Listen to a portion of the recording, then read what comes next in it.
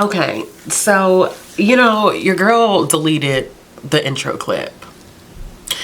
I don't know how, why, where, when this happened, but you know, when you sit down and you edit, you're like, where the hell is the clip I'm looking for? So welcome to an intro from the future.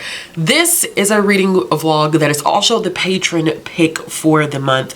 So I gave my patrons a list of videos that they would like to see me shoot for the month of March, and what we ended up getting was they got to control my reading for a week. Now, during this week, it was also the Trans Rights Readathon, so I primarily focus on documenting books that I was reading for the Trans Rights Readathon. I had read other things throughout the week, but I don't really discuss them because that's what I wanted this vlog to center on, and a lot of the choices that I gave in terms of like what book to read first, books to choose from, for my patrons, I think it was like 8 different decisions that they ended up making for me. They were all related to the Trans Rights Readathon in some ways, except for some food options. I wish I didn't delete that clip because the first 2 choices that the first 2 options that they got was choose, it was just a quick run. It was choose my late night snack. And it was between ice cream and cookies. Rocky Road ice cream and chocolate chip cookies. Do you know that they had the audacity to choose chocolate chip cookies? Your girl wanted Rocky Road ice cream so bad. I wanted some Rocky Road ice cream and I got shat on, and it started this full-blown back and forth in the Discord, which was hilarious. But that was the first option. Then the second option was to choose between 2 romances. One was by E. Ottoman and the other was by Austin Chant. I ended up reading the one by Austin Chant, which is Coffee Boy, and so you'll see me talk a little bit about that. But I just wanted to pop in and kind of redo this introduction because I mean, I don't know how I did this, how I ended up doing this. They also ended up choosing, so they also ended up choosing, because the way that I did it, I started on a Sunday, so it was before the Trans Rights Readathon started. They ended up finishing or choosing what would be one of my middle grade March reads, and so I did end up finishing Finally Seen. They chose that the first night. I ended up making progress on this and finishing it before we got into the Trans Rights Readathon. So I did a review of this in my last wrap up, which I will link in the card symbol above, but everything else that is documented in this reading vlog is specifically related to the Trans Rights Readathon and the options of like what I read first, like in what order and stuff like that was up to my patrons. So big thank you to them for letting me have some fun this week. I will say I don't check in as much as I should. The check-in that you see at the very end is the biggest check-in because it was like, oh my god, I've captured all this b-roll footage and I haven't said anything. So it's going to be kind of talk heavy at the beginning, lots of b-roll footage, and then at the end you will get my final wrap-up of the 9 books, I believe I counted, the 9 books that I end up reading for the Trans Rights Readathon. And I made a decision to donate money to my local organization here, which supports trans youth. And I ended up deciding that I was going to do $5 for each organization, $5 for each book that I ended up finishing. So that'll be $45 that I'll be giving to my local organization, which I am happy about. I've actually worked with them before on a couple of different things, and so I'm excited to use this as a way to donate and continue working with them in a very different way than I've done in the past. So I hope you all enjoy. Good morning. All right, so this is well, I mean, it depends on whether you count Sunday as the beginning of the week or Monday as the beginning of the week, whether this is the first official day of this vlog. So I have already started. I did a poll this morning and I asked what I should eat for breakfast. The options were cereal or bagel because that's what I had in the house, and the choice was bagel, thank goodness, because I did not feel like eating cereal. I haven't eaten yet. I brought the cereal and the bagel just in case. They're both in my lunch bag for work, but I am headed to work. I listened to a little bit of Finally Seen this morning while I was up getting lunch ready and all this jazz. I'm actually a little bit behind schedule because my toddler was pretty much like girl, I'm not finna get up this morning. Like, I don't know what you think this is. It's cold outside and I'm not trying to be up right now. So that's pretty much how our morning went, and that threw us a little bit off schedule. I think Mondays are always just tough in general, so there's that. Today is the first day of the Trans Right readathon, and so I have 2 books that I am going to have my patrons vote on for me to read today. They're both romance, I believe. I think the second one is romance, and they're both ebooks shorter than 200 pages. I think they're both like in between 100 and 150, so both not long. One is the book by E. Ottoman that I was talking about, and the other one is Coffee Shop by, and I can never remember the author's name, but it's the same author that wrote Peter Darling. So I am going to put that poll up when I get to work, and what I'll do is when I take my first break for the day, I probably will start one of those 2 books, and then I will try to finish up during my lunch break today. I'm gonna take an actual lunch break today and not work through my lunch break, you know, because I have a habit of doing that, and I've gotta like stop doing that. So yeah, but that's pretty much it. I think as I go to work, I'm driving to work now, I'm going to continue to listen to Finally Seen. It's not 8 o'clock. I'm usually at work now by 8, and then I leave by like 4:30ish, typically 4:45. So I'm on my way there, and then once I get there, why does it look like okay. It looked like traffic was horrible. It still looks like traffic is horrible up there, but it could be just somebody just trying to make a turn. I always panic in the morning because there's trains where I live, and they like to disrupt traffic early in the morning during rush hour, which makes absolutely no sense. But I guess, you know, they have places to go in the morning too, so that's always fun. And I'm hoping that I'm good this morning. Oh yeah, I'm good. Okay. I was about to panic. I was about to say, oh my gosh, really? On the morning where I'm like running behind schedule?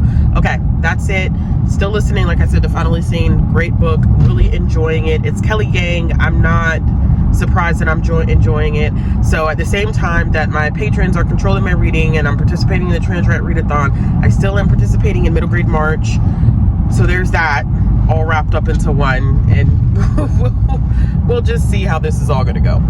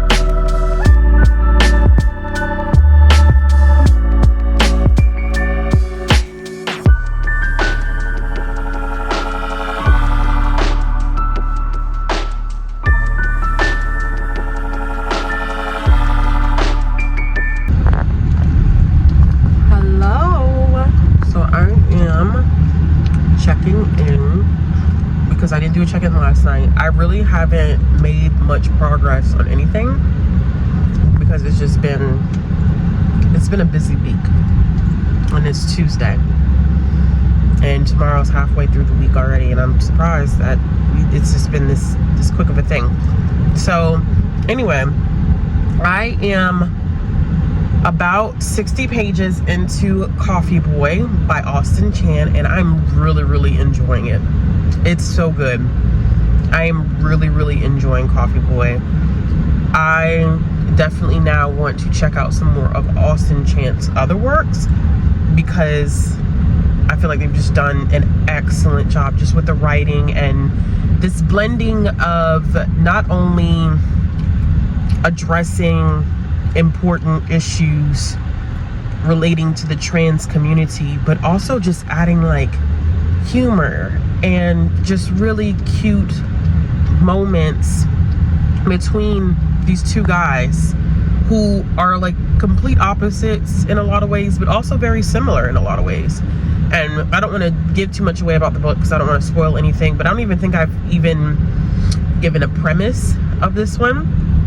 And Coffee Boy follows a main character who is trans, and he starts working for this political campaign because his professor was like, you'd be great, and you know, you should definitely come and work for the campaign as an intern. You should come intern because he was a poli-sci major in college. And while he's there, he meets the guy who was his professor. He meets another guy, Seth, who runs the office in his ex-professor's absence. And Seth is very like prickly. He's not super friendly, and the two have a very interesting relationship in terms of like how they communicate and the vibes and the energy around them. And so we get to see them kind of develop this friendship with each other, but at the same time Seth is interested in, what is the professor's name? Marcus. So Seth has a crush on Marcus, and you find out that Seth is bisexual. Marcus, however, is cishet, engaged, has a daughter, and so he is pining for a guy that he can't have. And our main character is basically watching this from the sidelines, but this is in the description, not a spoiler. But as he's kind of watching from the sidelines, he finds out like he low-key is also catching feelings for Seth. And so we're watching just that progress, and the writing is excellent. Like I said, within like the first 25 pages of it, I was laughing from some different moments, and you know, there are some serious things that are covered. And I love this kind of notation that, you know, everybody who is in the LGBTQIA plus community does not have the same experience. I know that, but I think that sometimes people forget that there's like, with any community, it's not a monolith. Everybody's experience is not the same. And so they're having this conversation even about like identifying terms, like not maybe being comfortable with using the word queer depending upon your experience with the word. Like, I'm comfortable with using the word queer and identifying myself as queer, but I know that I have encountered older people who are like, they just don't feel comfortable because of their experience with the word. And so I just love that conversation about how experience and your background really does inform your, even how you move within the framework of a community. I just love that. So I ended up having patrons vote this morning for a graphic novel that I want to read. So I definitely want to at least read a middle grade book, a picture book, a young adult book, an adult book, graphic novel, and manga. So I'm already reading my adult pick. There's potential for me to pick more depending upon how the rest of my week goes. But my adult pick would inevitably, if I don't read anything else, would be Coffee Boy by Austin Chant. And so I had them choose between two graphic novels. I low-key want to read both of them, but I'm going to prioritize the one that they voted for first. So I'm going to end up reading The Prince and the Dressmaker, and I'm excited to read that. We actually have sprints tonight, so I probably will focus on that. I started a middle grade book, and I probably will have them vote on something completely different because of the fact that I am attempting to continue my read for middle grade March. So we'll see how that goes. I have a phone call coming in, so I'm gonna go ahead and take that, and then I will check in later.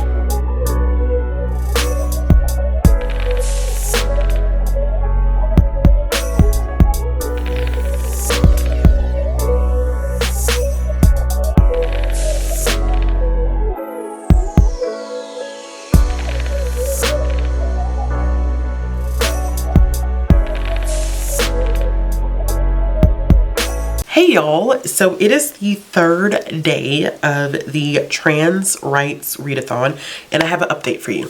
I know that I have been trying to make my way through some things, and this week has just been extremely busy, but I still have been able to pick some stuff up, so I'm going to pull up Goodreads. As far as because I said I just started that with this. It's the third day of and it is the third day of the Trans Rights Readathon. And also this vlog is a combination of that and my patrons getting the opportunity to control my reading for a week. So they didn't really get a poll today per se. They chose my breakfast for me, which I didn't vlog. And we had donuts today at work, and so I gave the option of like a plain glazed donut, chocolate donut, strawberry donut, and chocolate one. There's that. I did say that, which the book is all the way over there, which I just don't even feel like getting up and getting it. I gave the two options for the graphic novel that I wanted them to choose for me to read first, and it did end up being The Prince and the Dressmaker, so I will be reading that one. I also have another graphic novel that I want to read. Oh, here it is. I just don't know where it is. And it's Across a Field of Starlight. I also want to read this one, but I'm not sure if I'm going to do it or not just yet. But I know that that one will work for the Trans Rights Readathon. So the next poll that they're going to be doing is they're going to be choosing between two manga series for me to read. The first one is Gender X, which I think is just a one volume, which I heard about for the first time because of Shay. And then also I have Boys Run the Riot. So they're going to be choosing between the two of those. I have some other manga that I'm hoping to read between now and the end of the readathon, but we'll see. But I want them to have some control over like the order in which things are going to go. So when we were on sprints last night, I was kind of telling them that I wanted to showcase a wide variety of age stuff, so that people will be able to have options like, you know, if you want to do picture books, or you want to do like a children's graphic novel, or, you know, a middle grade book, or a YA, or an adult book. And so I'm trying to provide as much variety as possible. So I'm still reading Coffee Boy right now. I can't tell you how many pages I'm in because I can't remember off the top of my head, but I think I'm about 50% the way through Coffee Boy. I do plan on finishing that one tonight. Last night, I ended up reading two things, and one of them was Rabbit Chase, because I had already been reading Rabbit Chase when I went on vacation for my mom and my dad's birthday. I ended up reading Rabbit Chase, which is a middle grade graphic novel that follows a native non-binary main character who's essentially getting sucked into this Alice in Wonderland-esque world, but everything is based off of native and indigenous mythology, which I loved. The text had some translations in it, which really made me work as a reader, which I really, really appreciated having to work as a reader. I'm one of those readers where like, you don't have to give me everything on a silver platter laid out in front of me as if I can't figure things out. I want you to challenge me and make me work for, you know, the connections that you want me to see within the context of the story. So it's not just our main character diving into this fantastical random world. A lot of it has to do with them becoming very comfortable in their identity, because in the beginning they are bullied for being non-binary, and it is definitely a huge blow to their self-esteem. And so by like being transported into this mythical world, they're being forced to confront some things about themselves, and they're working with like the trickster brothers that are rabbits. They're working with them in order to figure things out, because the queen in this is kind of a representation of colonization and kind of feeling the need to take land that doesn't belong to her, and feeling like she has ownership over everything and destroying the land. And I just love the basically, I love that there were so many connections to real world issues within the context of this short, it wasn't really that long, but short graphic novel. I like the coloring. Like I said, there was a glossary provided for those words that you kind of had to translate as a reader. There's a glossary provided. I love just that even though I, as a Black person, could recognize that it was like Alice in Wonderland, that I was introduced to a completely different look at the Native and Indigenous experience through something that I had some familiarity with. I don't know if I'm explaining that right, but it was really, really well written. I really, really enjoyed it. I thought that the artwork was beautiful. Like I said, it was really, really beautiful. And I'm hoping that we see more, because I would love to see, there are a lot of graphic novels out there that are done by Indigenous and Native creators, but I want bigger publishing houses to like start picking them up, because I've read some and they're great, but they always end up being more on the like indie published side, which for librarians can be tricky in terms of like needing reviews. And publishers know that reviews are a lot of the power behind a purchase decision, especially because librarians can't read everything. It's nice to have that review, especially when we see those reviews in like School Library Journal and Kirkus and the Horn Book. It's just nice to have that as a point of reference. And so I would love to see, you know, I would love to just see more of that content, because it was just absolutely, it was great. I really, really enjoyed that one. Like I said, I gave it 4 stars. I also ended up reading Other Ever Afters, but I enjoyed that. I really did. I enjoyed that one. But the thing about it is that it's not exclusively trans or non-binary reimagining of fairy tales, although it does have a story within it that kind of focuses on the trans experience. But as a whole, it is a very feminist reimagining of what fairy tales would look like, deconstruction of the patriarchy, and the artwork, the stenciling, and not even stenciling, the pencil work behind this one was fantastic. It was beautiful. Some of the stories were a little bit on the inconclusive side, but it didn't bother me, because I think as a whole it all works together. But there's just so many different things that you see where young women and girls are expected to fit into this specific narrative, especially when you think about it in the context of fairy tales. We're not really supposed to push back. You're not supposed to be heard. We're not supposed to be seen. You know, you are supposed to just exist, and barely that. And so through these series of short graphic retellings, you get a different lens of how some of these fairy tales would actually look. I think that if I had to choose a favorite out of the collection, I would say I really liked the Goose Girl one, because there was kind of a it's about a princess who goes to the Goose Girl and says, you know, I have all this money and wealth, and now I want you to marry me. And Goose Girl's like, I'm not finna marry you. I'm not about to marry you. I'm not about to marry you because you're actually fucking miserable. You have all the money in the world, and yet you do nothing for your people, and you're miserable. And how am I supposed to be comfortable living in the lap of luxury when I know that my family and my friends in my community are still living in poverty?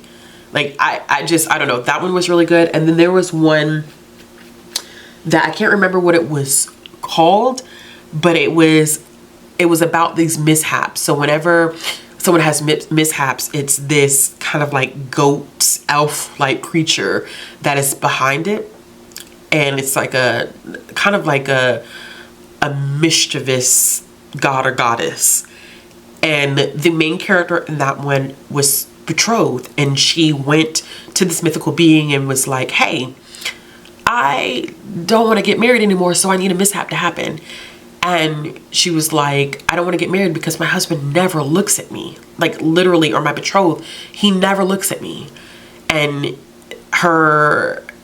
when she has this interaction with this mythical creature, they were giving her things to make her more visible to her betrothed, and it just, none of it was working. And the ending to this one was just, I loved it. It was cute. I really, really loved it. So if I had to pick, like, out of the whole collection, I think that those two really work the best for me. Although the Goose Girl appears in another one that ties a lot of it together, and then the conclusion of it was pretty good. So that was another 4-star read for me. I thought maybe I would get a little bit more trans or non-binary representation in that one, which I said there was one in there, and I really loved what they did with that in terms of the importance of having your name and people recognizing what your name is, what you call yourself, and not just in terms of gender identity, but like, my name is Ashley, and how important it is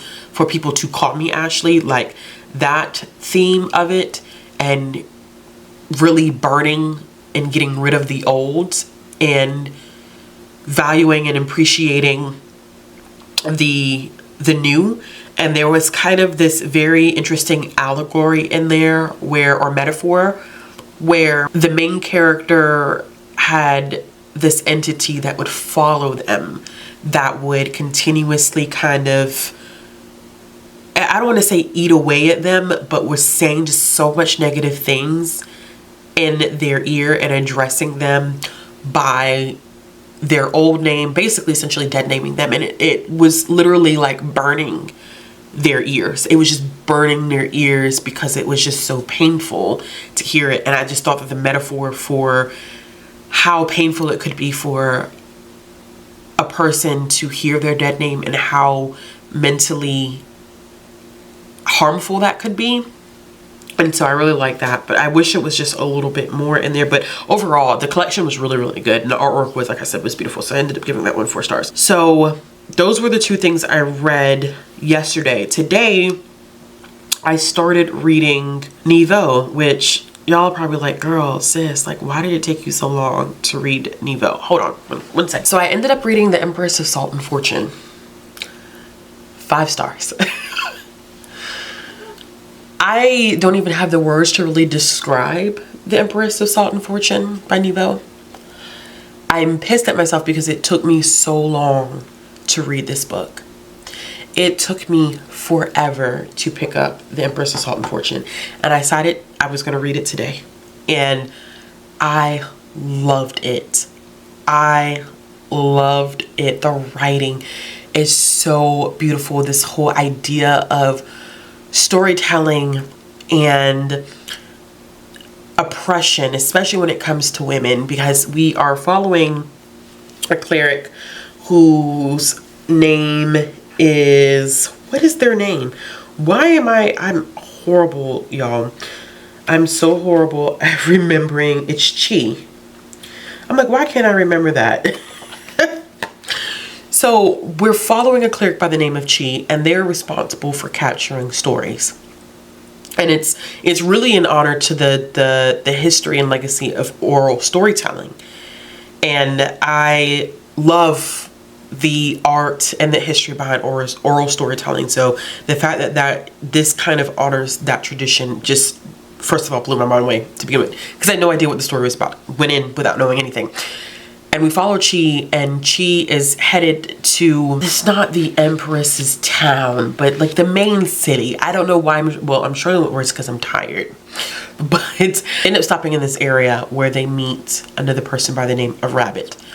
What's funny about this is that we never learn Rabbit's real name, and that is intentional.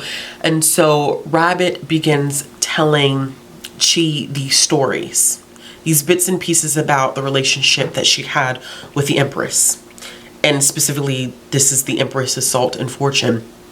And it's interesting because as Chi is learning more about this story and trying to connect the dots about how everything is working together as a whole, you as a reader are doing the same thing. So Rabbit often asks, like, do you understand? And I can't lie, there were moments when I was like, I have no idea like how this is all going to connect in the end. And it's amazing because this book is literally 120 pages long. And I'm like, I don't know how this is all going to connect.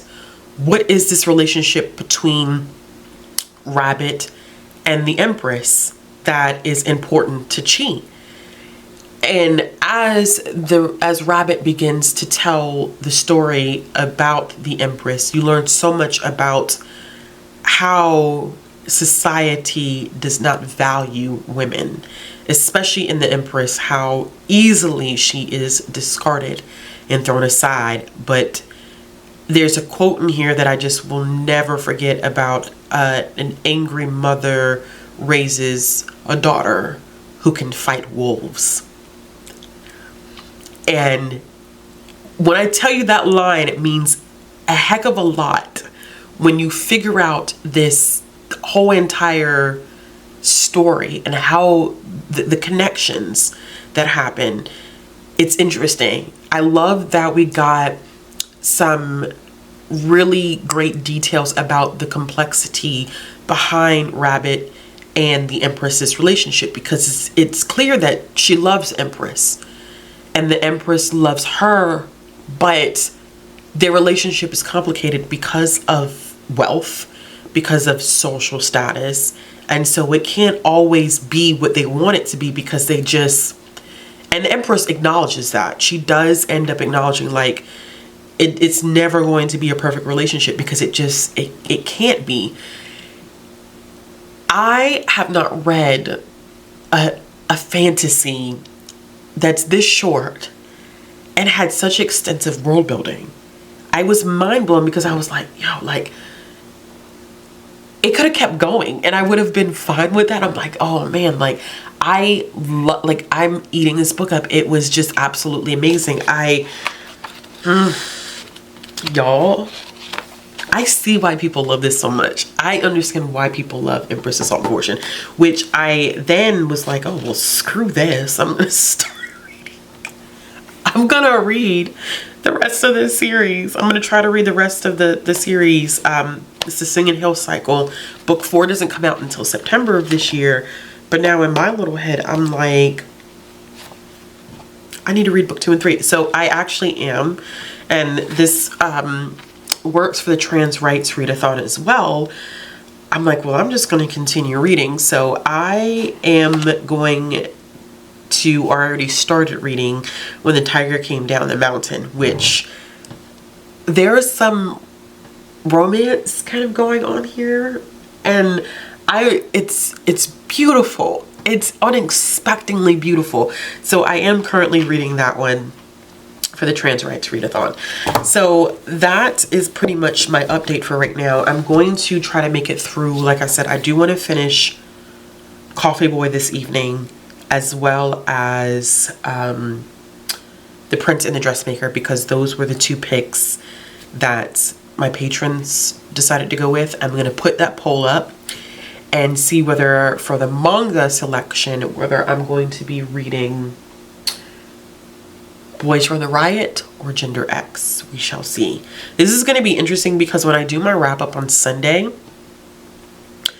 what I'm thinking in my head is that I am not going to talk about any of these books that I'm currently talking about now, because it'd just be kind of redundant. And I will just discuss everything else that I've been reading throughout the week that does not, one, have to do with the Trans Rights Readathon, which is pretty much I'm letting my patrons control a lot of what I'm picking up for the Trans Rights Readathon. And anything else that I'm reading, I'll just cover during that wrap up. But all right, y'all, I will check in later.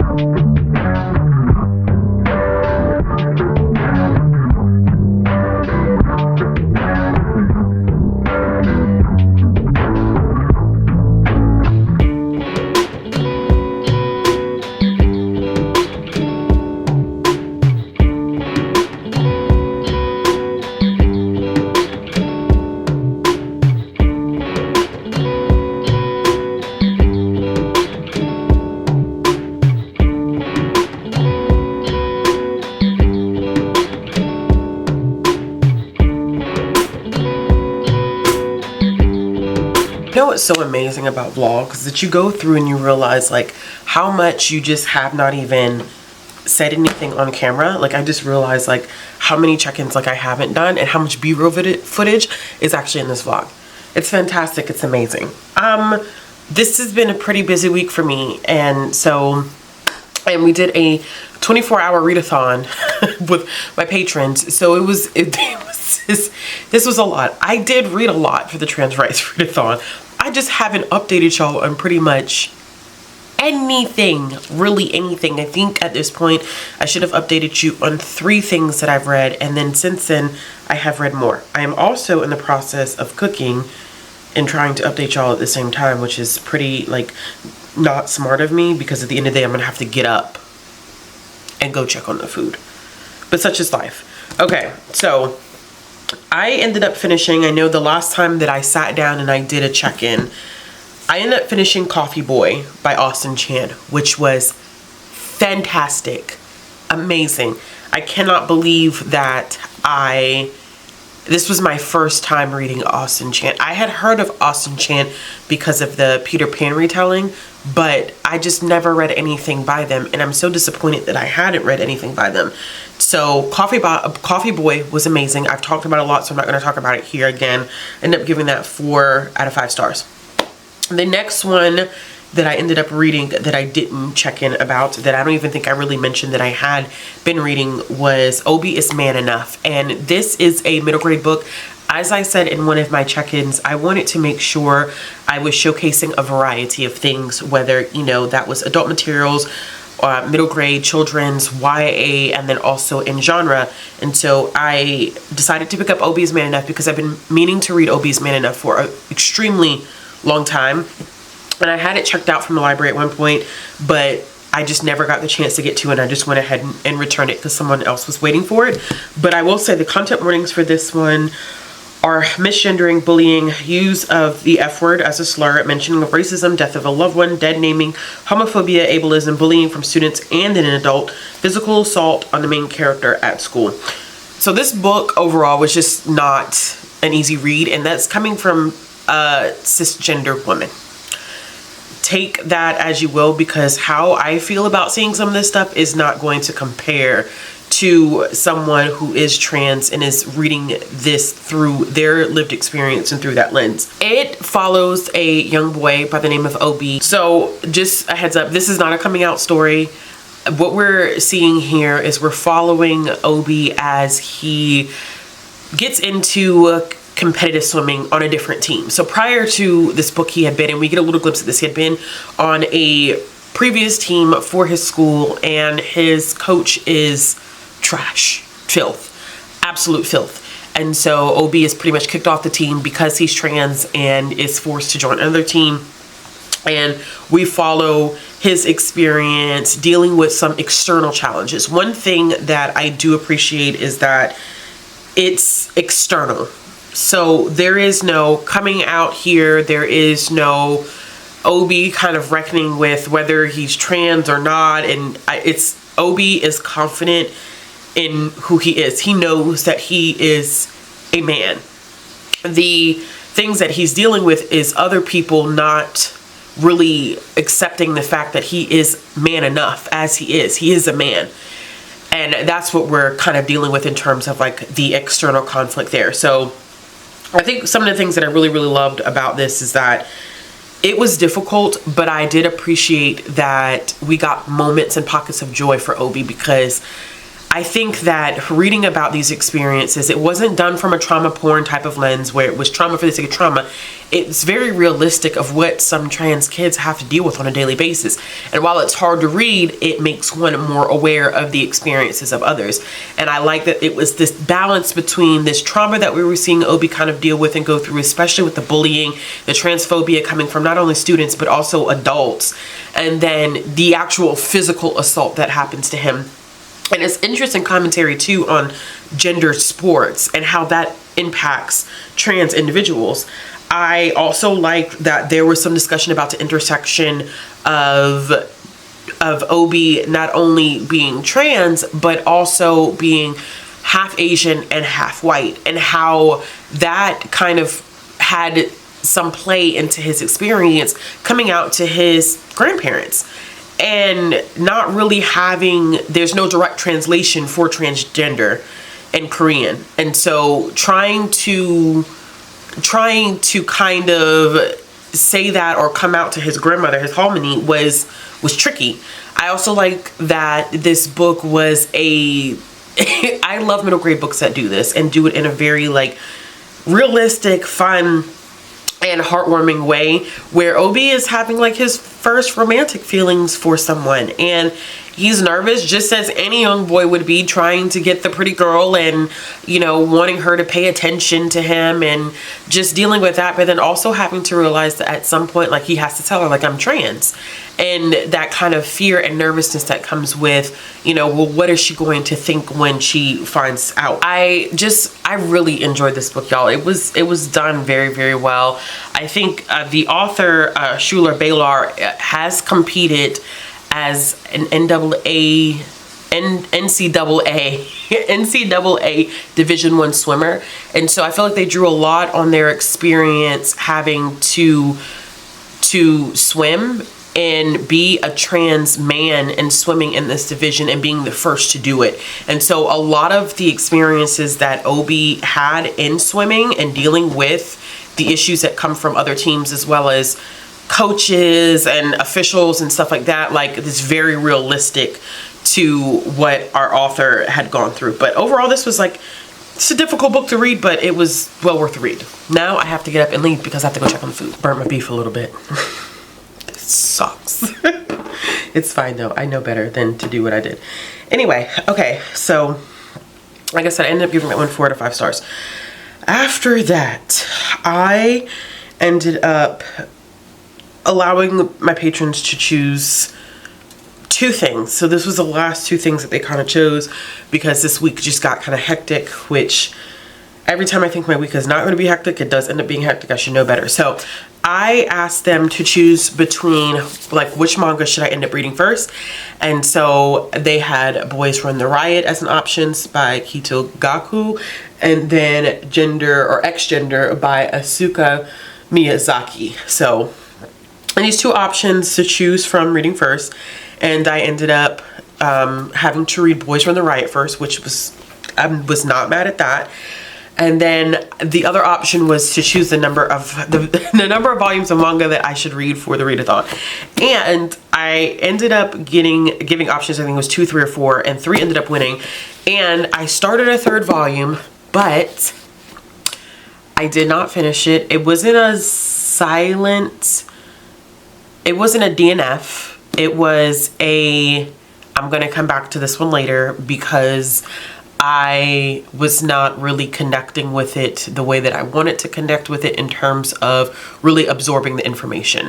Not the typical, like, oh, I don't relate to this. It wasn't that. It was, I was reading it and I wasn't taking in the information the way that I should have, and I knew that I needed to put it down, because I would have been reading it just for the sake of reading it, and I wouldn't have rated it appropriately. So I decided to take a step back away from it.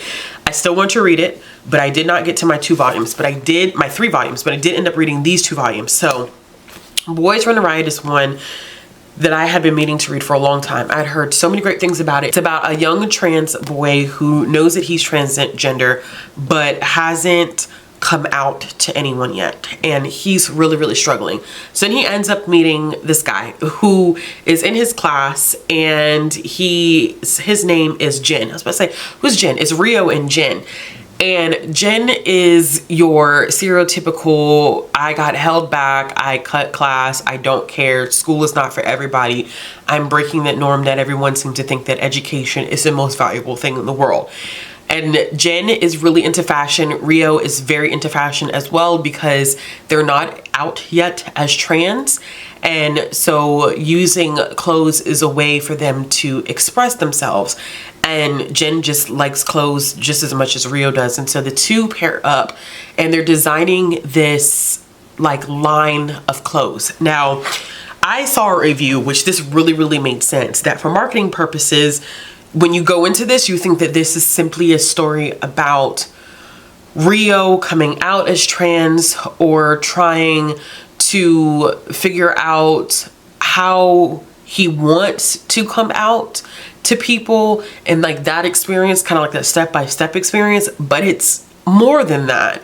And Rio being trans is not exactly the center of the narrative, and I was shocked by that because I think in my mind that's what I thought it was going to be, but it really is so much more. It's not only about Rio's experience, but you know, you dovetail a little bit into what it's like for Jen, and there's other like characters that are introduced within the context of the story, and it's a beautifully queer manga. Like I was not expecting that at all. I'm very shocked because I knew that it was good, but it was really, really good. I love that we are getting introduced to so many different people from so many different walks of life that have so many different identities, and it ended in a way that was just like, oh, I can't wait to dive into volume 2, which I do have volume 2 on my shelf. I just didn't get the chance to pick it up for the readathon. The artwork in this, gorgeous. I'm not a fashion girly at all. Like I could, as long as it fits and it matches to a certain degree, like I really don't care that much unless like I'm going out to an event. But even for someone who's not super into fashion, I think just the process of them having to go through and learn how to like market their clothes, how to make their clothes, how to sell their clothes, and to get people invested in their company. And you know, they're like, oh, we're just doing this for fun to prove a point, but then I feel like it's going to turn into so much more. And it's been a minute since I've read a manga where like 5 stars, like, oh gosh, I can't stop thinking about it. 5-star read.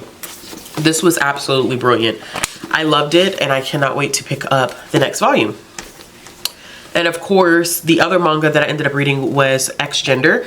This is autobiographical in some ways. This is about Asuka Miyazaki realizing that they like women, but they don't identify as a man or a woman, and they consider themselves to be X Gender. Which is a non-binary identity. And it basically tracks their experience trying to find romance, because at the beginning you find out that they've been dating this woman and she ends up conforming to society's expectations because of just familial obligations, and it comes to be a little bit more complex than what our author is saying in the beginning. It comes full circle, but in the beginning it appears like she's just trying to satisfy her parents, and so she ends up dumping Asuka and is basically like, I'm gonna get married and have kids because I'm tired of my parents getting on my nerves. And so she makes that decision just kind of randomly in some ways, and it puts Asuka in a very horrible position, and they don't know what to do. And so they attempt to find new relationships, and they do these like in real life meetups where queer women have the opportunity to meet each other, but at the same time they feel like they don't really fit in because they're non-binary, and they don't feel like there's that space for them. And especially it talks about their sexual experience and how they're non-binary, they are attracted to women, they're not attracted to men at all, but when it comes to sex, they don't want any parts of their body really simulated at all. They don't want their body to be involved, but they want to be able to have sex in the same way that a man would, but they can't. It's very, very complicated, but very, very detailed in a way that comes out almost very much so like a journal, and they are cataloging their experiences.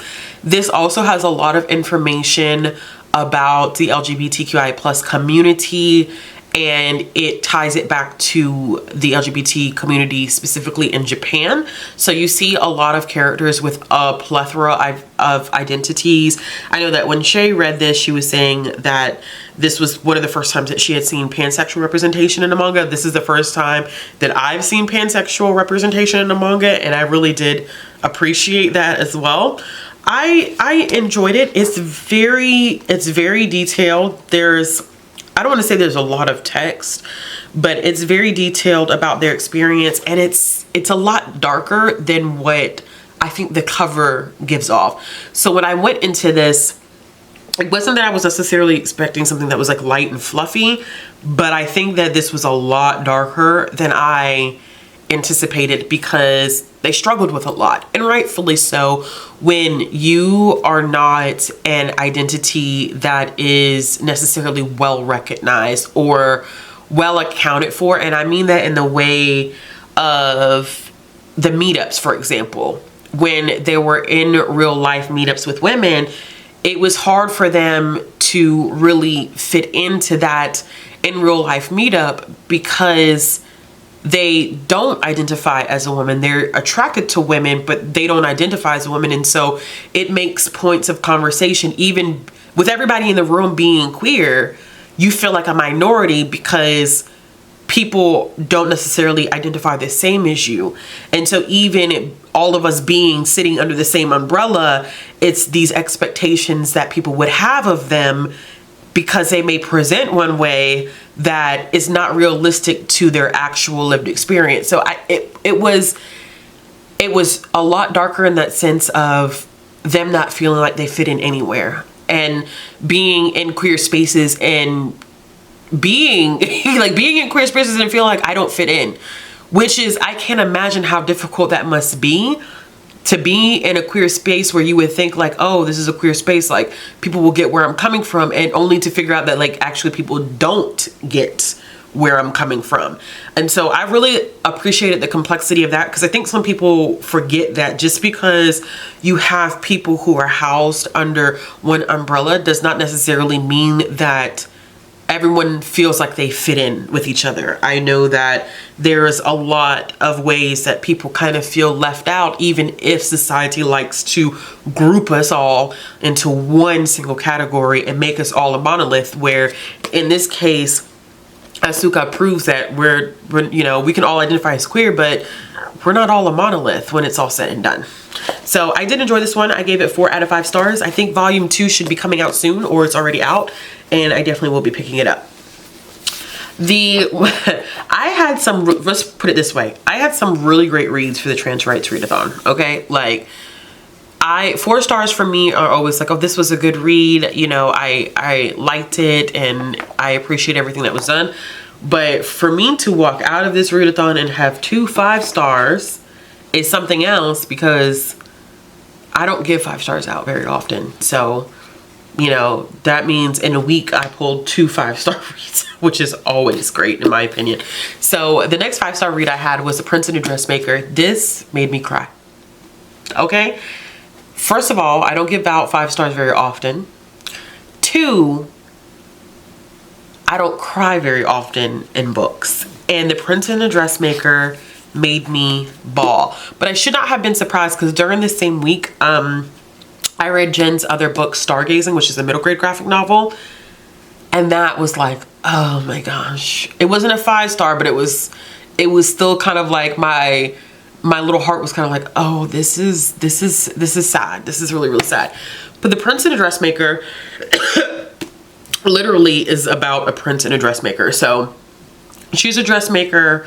She ends up designing something for this party. She gets noticed by the prince, and the prince pretty much summons her. She doesn't know that she's going to him at all. She just knows that there's this kind of wealthy benefactor that wants her to design dresses, and it ends up being the prince. And so she is designing for him, and she's basically sworn to secrecy in some ways, because he's a prince. He likes to wear dresses, and you know, he explicitly states in the text, like, sometimes he likes dressing as a man and he likes looking like his father and it feels good, and then other times he feels more like himself when he has a dress on. And so she's just kind of like, oh, okay, whatever, like, not a big deal. And it was very surprising to him, because he just knew that he could not come out to anybody else about how he was feeling about his identity. This is more than just a study of identity. It's love, it's friendship, it's sometimes realizing how much we impact other people and how much it means to be able to be yourself in a world that tells you that you are not supposed to be yourself, that you're not supposed to exist in this way.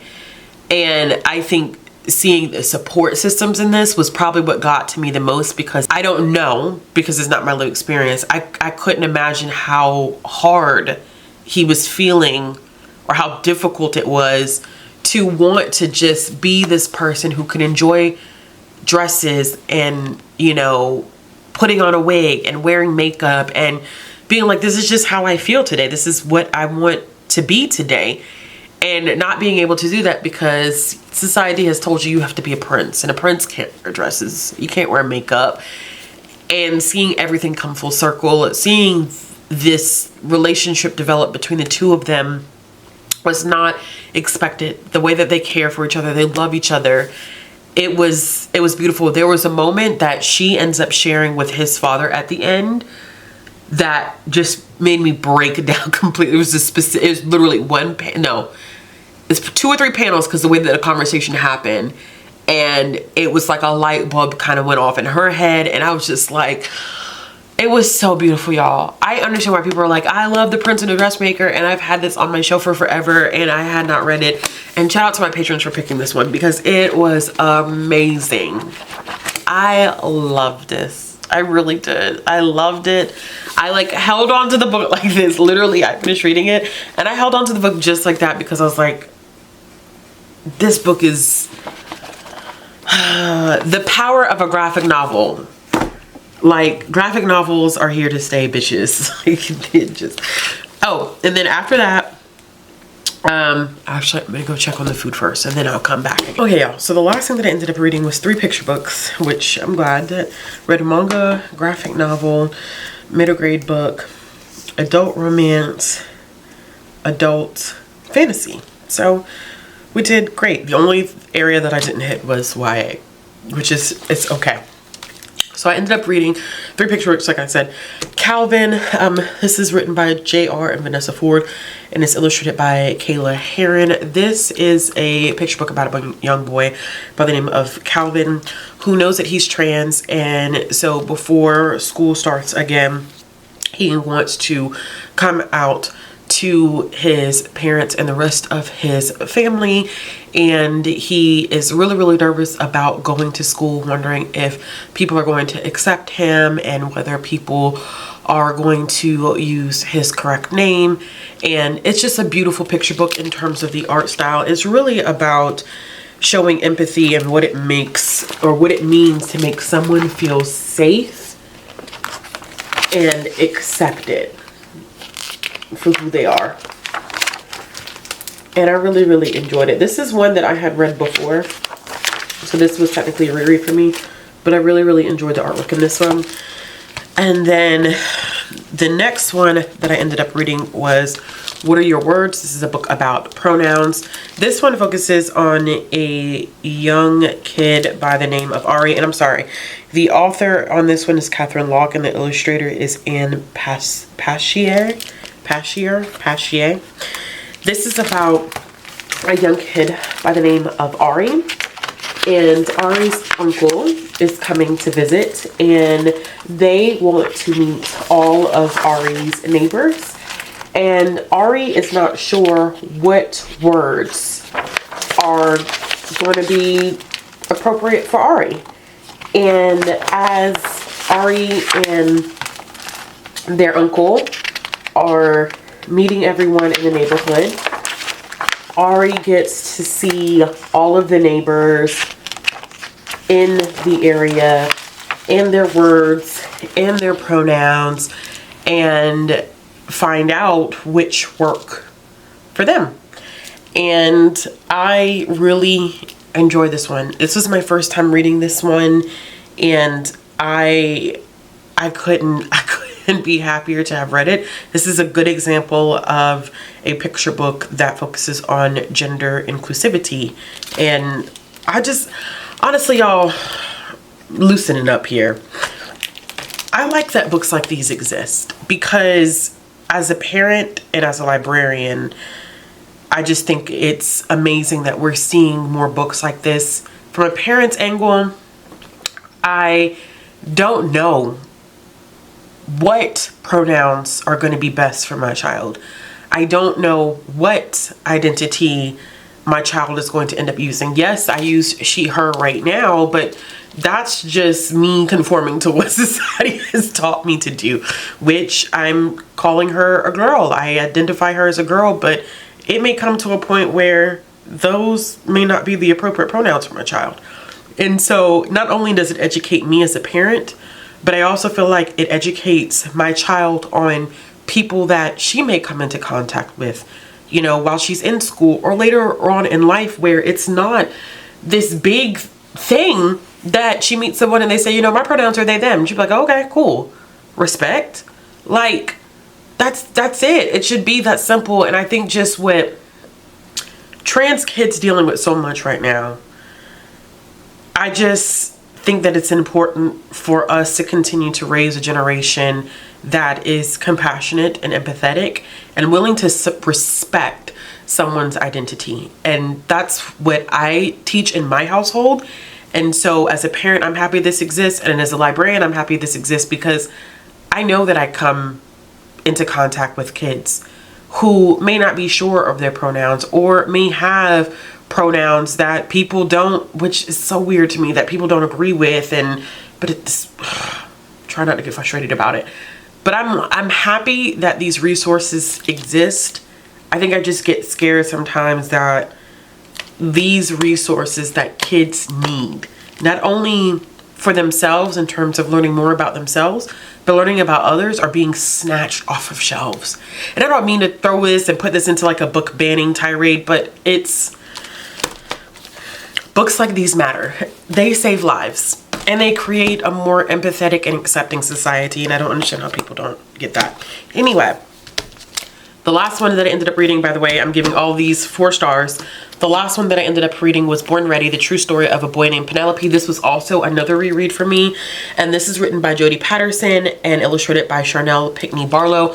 I would like to point out that when this book was first written, Jodi's son was still going by Penelope. They are now going by Penel. And so I'm going to use that name because that is their name of preference going forward whenever I do talk about this book. So this is a story about Penel, and Penel comes out to their parents and they let them know, I am a boy. I am a boy through and through. I know this is not how I feel. I know for a fact, like, this is who I am. And so it is just a picture book that captures the journey of Penel coming out not only to his parents, but also to classmates, and having siblings really understand what it means to be trans. And this is written from his mother's perspective. So, and I've heard her speak. And I think that while this is a great book for kids, I think this is also a good book for parents and caregivers to understand how to be supportive and create a supportive environment and an inclusive environment at home when you have kids that come out as trans to you, especially in a family where there's sibling dynamics, because there's a little bit of sibling dynamics in this where we have a sibling who doesn't understand why Penel is saying that they're a boy. Like, this just because they're very much so into like scientific fact, like it just can't work out that way. And so just the language that is used in this book could be a point of reference for a lot of parents and caregivers who may have multiple children in the household, and there may be a child who just cannot seem to understand how their sibling is trans and is no longer